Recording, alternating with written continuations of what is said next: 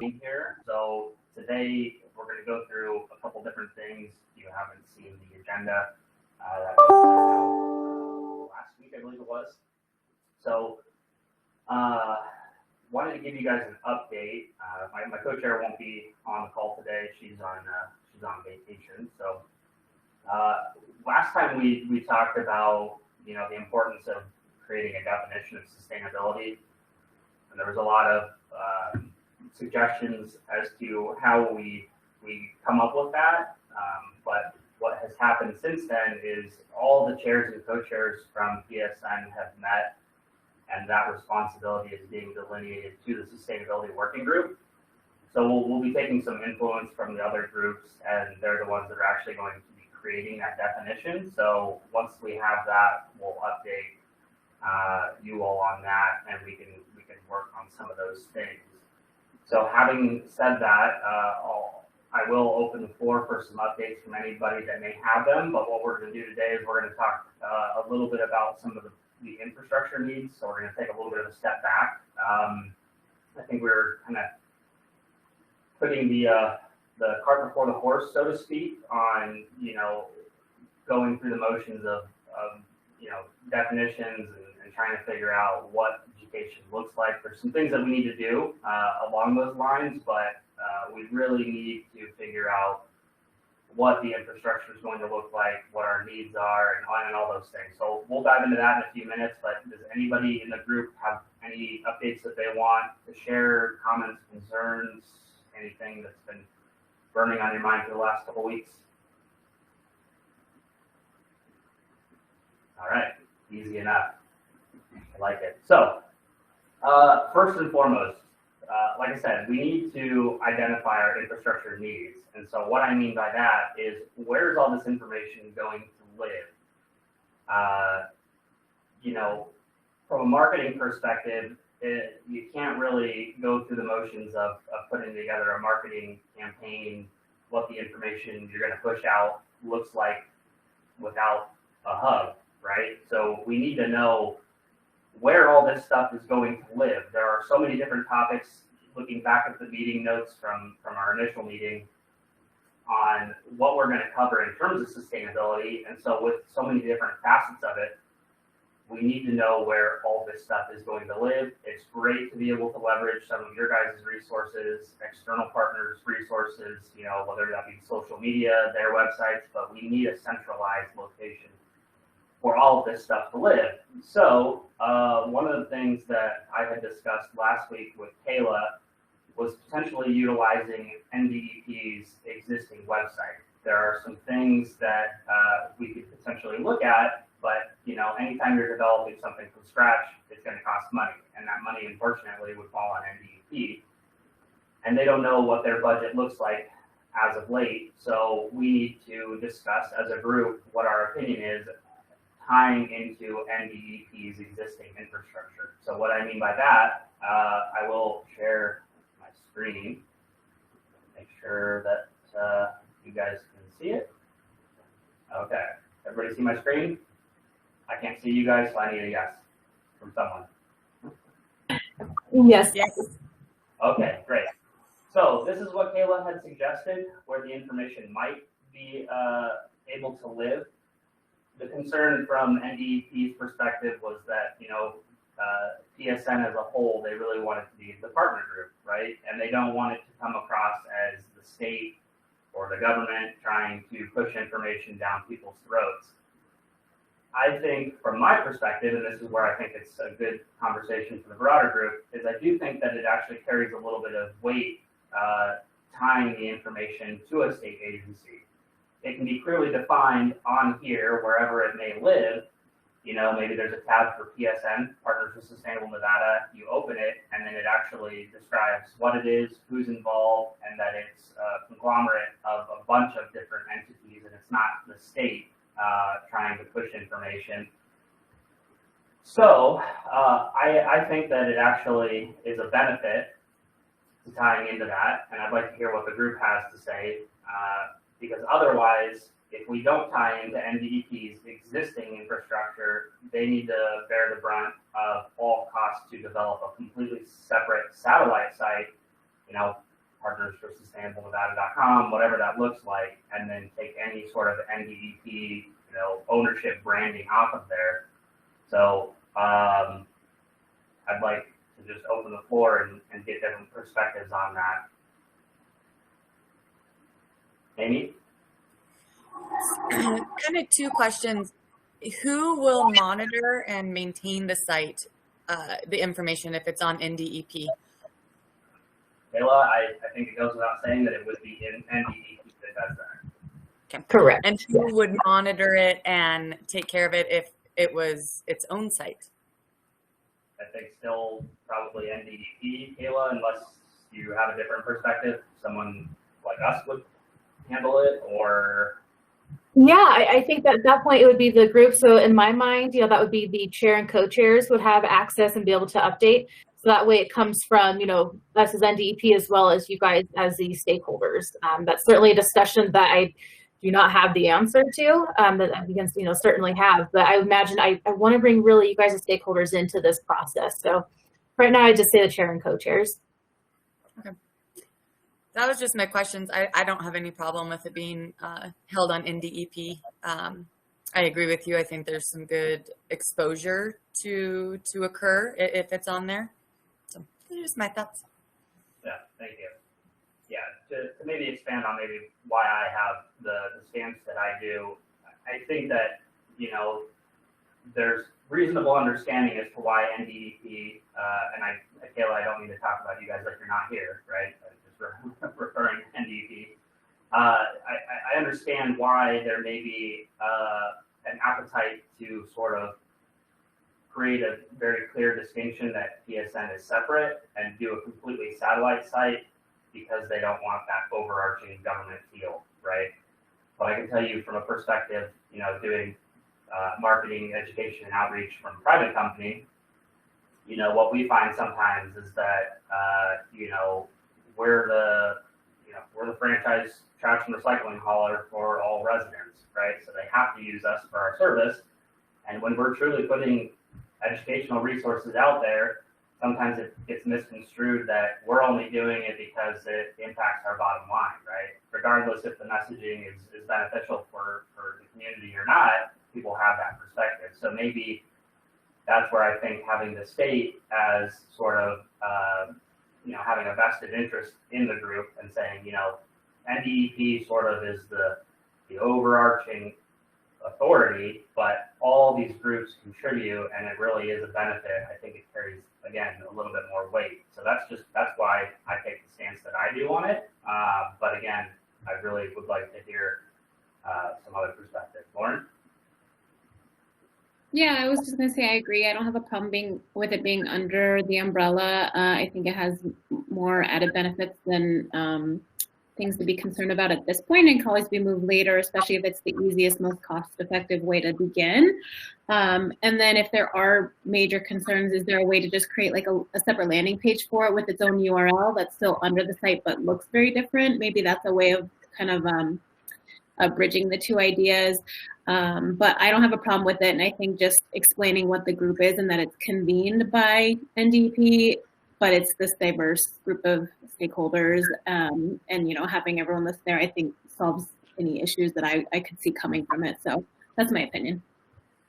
All right, thank you, Lauren. And I think you're right on track because, if you're not starting from something from scratch, the process will be a little bit expedited. And I'm not the tech guy, but I've been going through this with Republic's own resources where, you can create a vanity URL where it shows to the consumer, you can tell them, okay, go to ndep.com/sustainable Nevada, and it will take you to the landing page that you want, and it's housed under that umbrella, and it's not some big nasty link that says, ndep.com/sustainability/partners, whatever, right? So there's ways to adjust it that you can give a vanity link, but it will take you to specifically Partners for Sustainable Nevada, and then we can potentially utilize that.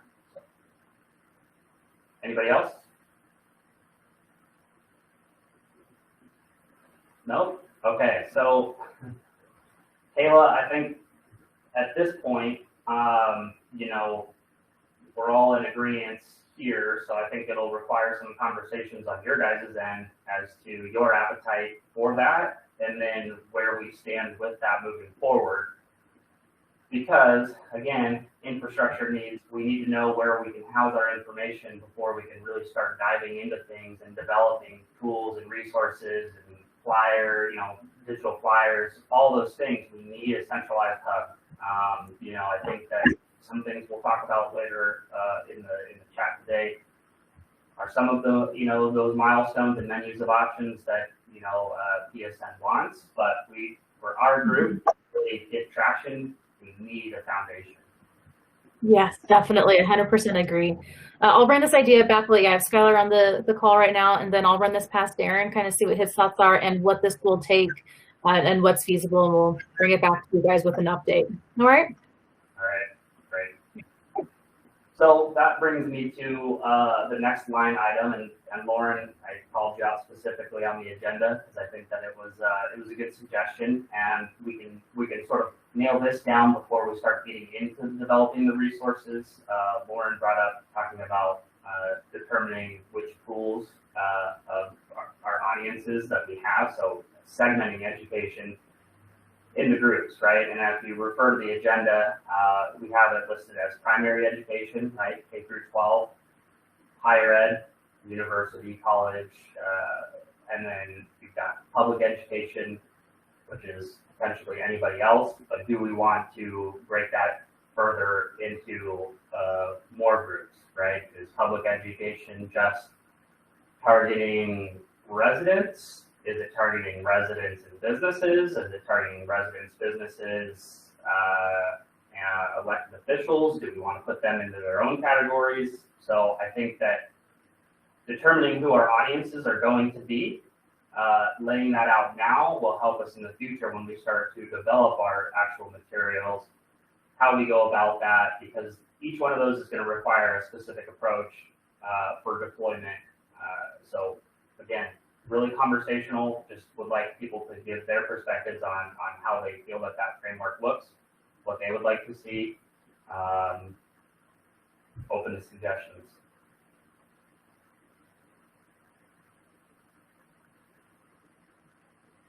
Nobody, huh?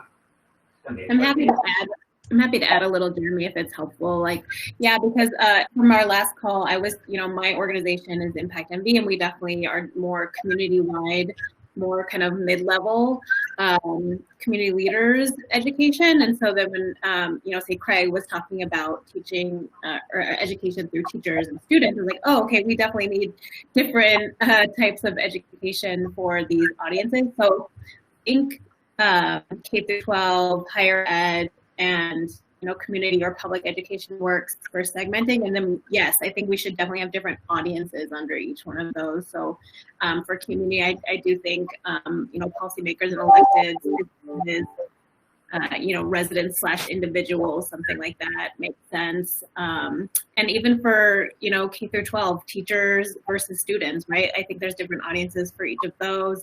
Obviously, they have intersections, and we would get input from both. But there's ways to segment the audience under the areas of education. So that's just my input. Yeah, no, and I obviously agree with you, and that's why I threw it on the agenda, because I think it was important to talk about that. And you're right. You've got the main categories, but within that, primary education is a perfect example, right? Going after, you potentially even have 3 pools, right? In primary, you've got students, you've got educators, but then you've also got faculty, right? And faculty can be janitorial staff, administrative staff, right? The people that are actually going to implement sustainability programs within a school. So there potentially are 3 pools right there. And then the same thing then goes to higher education and beyond. So I think that it would be very wise for us to figure out what our audiences are going to look like. Maybe maybe I can work on creating sort of like a web, right, to show that. And then next time we meet, we can look at that and see, if everyone is appropriately represented. And then, again, I think it'll really help us develop the tools and resources that we need when we know exactly who we're trying to target. So. Anybody else? I see Craig said family education. Maybe you can expand a little bit on what you mean by that.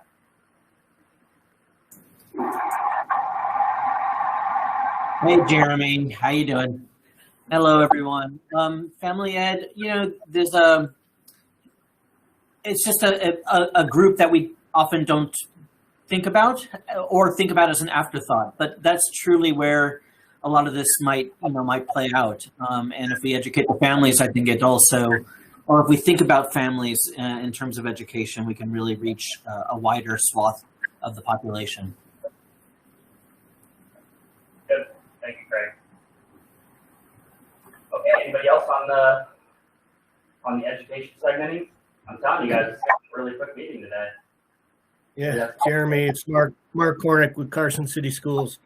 I agree with Craig because you're not going to really directly contact students. So through the schools, so I think it's better going through family, especially with the atmosphere these days with education and the folks that are showing up at board meetings and such. They want to be involved with what's going on with their kids on these kind of things. So, we already have certain curriculum that we're doing in sustainability. So that's trickling down to the kids. But I think family education would be a really good point to attack with that. Okay. Yeah, I would agree with you guys. I think figuring out how to delineate it is going to be a little bit of a challenge. Board meetings are surely a great place to get some information out there. I tend to smirk a little bit because of the state of the CCSD board meetings the last handful of months. There hasn't truly been anything very constructive, I guess is what I'm saying, because of the pandemic and politicization of viewpoints on it. So I think that you guys are on the right track, but I would maybe challenge you guys on figuring out the best way to figure out how we delineate family education. Because I think you guys are right, but how do we get it to a decent population of people? Because again, the board meetings typically are very hot topics lately, and maybe in the future they would be a great place to talk about those resources. But maybe that's again where we're talking about these segmenting within the groups. If we're engaging with faculty and administrative staff, when they have parent-teacher conference nights, maybe there's an opportunity for them to talk about resources that are available there. Mark, I know you said you weren't on the last call, but my company, we have K-12 curriculum that is specific to waste and recycling, and it is nationally approved. So figuring out how we can get that into the hands of educators, because educators are the ones that actually can utilize these resources free of charge. And then beyond that, if parents want to take it home and work on it with their kids as well. So I think we need to try to figure out what the best forum is for that information if we're talking specifically about family ed. And I'll just add in there too, Jeremy and Amy, again with Envirolution, that part of one of the programs that we have at Envirolution is called Project Recharge. And we have a ton of different lessons. We teach teachers, everything from simple circuits. It's all STEAM and energy saving based. But one of the units that we have is all on sustainability that we're teaching the teachers. And so, that's might be another tool or something that we could utilize because we're in classrooms all throughout Nevada. We've expanded to Vegas this past year and have a ton of new teachers down in Vegas, and we're way up in northern Nevada, and we're in a lot of rural areas too. So we do have a lot of good contacts. I know we were talking about the parents, which is extremely important, and yes, and that's a goal we have to do, but we also might be able to help with some of our Project Recharge teachers. Yeah, and I think that's where, again, having our infrastructure in place will help perpetuate potentially what resources you guys have, right? When we have maybe an additional hub where we can direct people to Envirolution or create a DRI or My Recycling Education. If we have somewhere where we can turn people back, they can see, okay, here's a pool of all the resources, and then they can start looking at their own menu of options, right? Whether they want to talk about water or energy or waste or alternative fuels, whatever that looks like, right? They can go find a centralized hub where they can get that information and choose from it how they see fit. So I think that's where, again, this infrastructure is going to be so important for the success of education and outreach. But it's good to know that you have that information, and if you have a link to that, to those educational resources, I know I'd be interested in taking a look at it. So if you want to email it to the group, put it in the chat, send it to Kayla, and she can send it out. I think for all of us to look at what we have, right, will also save us some time maybe down on the back end when we really start diving into developing some of these things. We don't want to reinvent the wheel. If stuff already exists and it's updated, it's fresh, and it aligns with standards, then there's no reason on spending time on something that already exists, right? All right. Yeah, I think that's a great idea, Jeremy, because as the one person kind of in our district really pushing this, I meet with principals all the time, and I have a bunch of our schools that are doing things and going down that road, and there's others that want to do things, but they don't know what to do. So the menu of options, that's something I've been thinking about, and I'll go in, talk with the principal with a list of items. I mean, pick one of these things to start with, and then we'll build it from there. So I'd be willing to see any kind of help with that, and help getting it in the schools too. Yeah, absolutely.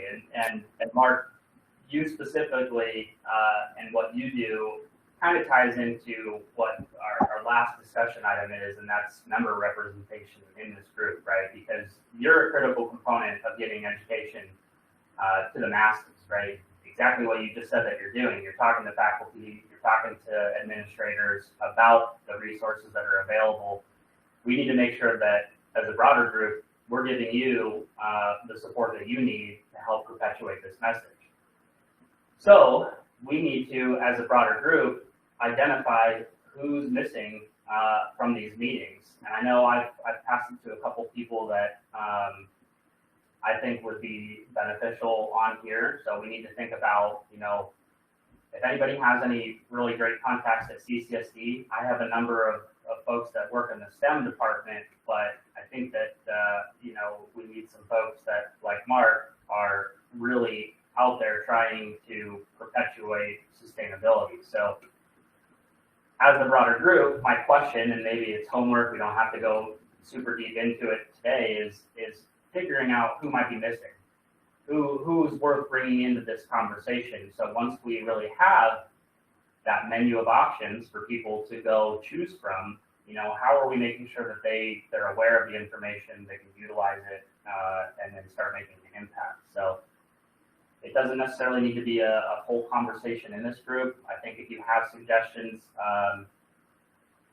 Sam, that's great. That would be a perfect fit, right, for this group. I think we're missing CCSD. That goes without saying.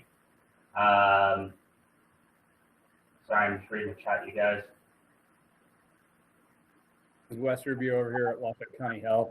I just wanted to bring up a couple of quick things. One of the things I know that I work pretty closely with one of our local groups to provide education in the school systems and things like that. But one of the things as we move this forward and look at what's there, it'll also have to be tailored to jurisdiction. So like what's available in Northern Nevada and specifically in Washoe County is not going to be the same as what's available in Carson. And conversely is also not the same as what's available in Las Vegas. And even in parts of Las Vegas, it's different in depending on which region you're in or which city you're in. And so I think we have to be cognizant of what the local jurisdictions are going to have to deal with, and not, although inherently provide really good messaging about sustainability, because please understand, I think that there's a lot of really good messages out there. Not all of them can be implemented in each jurisdiction just based off of the way the rules have been written previously or what we're still trying to modify. And so it makes it a little bit frustrating, but I think it would also be the best way forward as we look at this to also bring in maybe, other representatives from, those other jurisdictions that can help guide the educational component so that it can be clearly representative of those areas for those schools, and to make sure that we're not providing something that will end up being more confusing or frustrating down the line. I would wholeheartedly agree with you, and that's something that we, I think, briefly touched on last meeting when it came to shortfalls and opportunities, and that's the fact that you're right. Northern Nevada is different than Southern Nevada, and everywhere else in between is different than the former, right? So we have to understand where our target areas are, and again, my buzzword today is infrastructure, right? So that's something that I think will be represented on a landing page, right? So when you go to direct someone there, when someone finds it, when they're looking at the web page, they know, okay, I'm up in Carson City, I'm gonna look in Northern Nevada, and these are the resources that pertain to me in Northern Nevada, and conversely, anywhere else that they're looking from, right? Because you're 100% correct. While we have a pretty robust recycling program here in Southern Nevada, that may not be the case for somewhere rural in the middle of Nevada, right? And we may need to talk about sustainability from a different approach, and that may not be part of the conversation. So yes, you're right, and I think that, again, Kayla, sorry, this infrastructure thing is going to be very critical for the success of ESN as a whole, but especially the E&O group. All right, so I'm just making sure I'm touching on things in the chat. Lauren, yeah, if you want to reach out to Mark Campbell, I know Mark Campbell and Derek Hendon, I did just have a meeting with them the other day, and I was talking about our recycling curriculum, but they probably would be of benefit to bring into the group if they have time. So trust me when I say that I'm willing to have anybody that's willing to be on this group, because the more people that we bring on, maybe they join for one meeting, they find out that really the focus isn't for them, but they know somebody that it would be better suited for. I think that our group needs a lot better representation. I know that Laura, you said start by figuring out who we already have to help us figure out who we're missing. We do have NDP has a list of participants that had originally signed up for the different working groups at PSN. Kayla, I don't know if it's changed since you guys originally sent it out, but we do have a list of folks who are represented. Not everybody I see on the list is on this call. Unfortunately, not everyone can make it every single time, but we definitely already have that list, I think. Yeah, definitely. And I want to say I'm going to send a comment here with the Universal Sustainability email for us. So any new members, have them send an email so that way Bree and I both have access to this, and then we can then send it to the correct chair. So that way, we can make sure that they're getting these invites and getting all the information. But that'll be make it a lot easier for us to make sure that we don't miss anyone along the line. So like I said, I'll put that email in the chat. Just so you guys, and then any questions, always send to this email. Thank you, Kayla. Yeah, Craig, Derek is overseeing the Green Ambassadors program. I think we met last week and we discussed the continuation of that program. So I think both Derek and Mark would be a benefit to the group. So I'm happy to send them an invite. Lauren, I know you said Mark Campbell. I'll go ahead, and since I've already just been talking to them, I'll go ahead and see if they'd like to join us. But anyone else, please, like Kayla said, utilize that email address. You can include them on there. And I know Sam and a couple other folks that I had recently sent an email to, Kayla and Bree were nice enough to explain a little bit more about what the program is and give them any resources that they need to make a decision whether they want to join or not. So, all right. like I said, quick meeting today. So any other discussion on the member representation? I think we all potentially have a little bit of work to do on that. Maybe thinking about who our contacts are and who maybe would be a good fit for the group. But any other comments, concerns on that? All right, so last thing, the menu of options, right? We talked a little bit about that. I think what's going to have to happen is when we start getting some direction from Darren and the crew at NDEP on what this infrastructure will look like, we can start developing a really secure menu of options, because I know we talked about a number of things today. You know, we can talk about some timelines, but I think that knowing where our resources are going to live will help us develop that menu of options. So for me, at least, I kind of want to put a pause on that until we know where we're headed, and then we can really nail that down and then truly get to work on it. So any comments on that? Nothing? You guys are making this way too easy today. Okay, so I'll ask again, closing remarks, comments, suggestions, things I'm missing? Nothing? All right, everybody wants a half hour back, and well, you get about 25 minutes. So I appreciate all you guys. I know we will follow up soon. I'll send out, or I'll have Kayla send out another survey for the next meeting date. It'll be sometime within the next 3 weeks, and then we will go from there. All right. Thank you, everyone.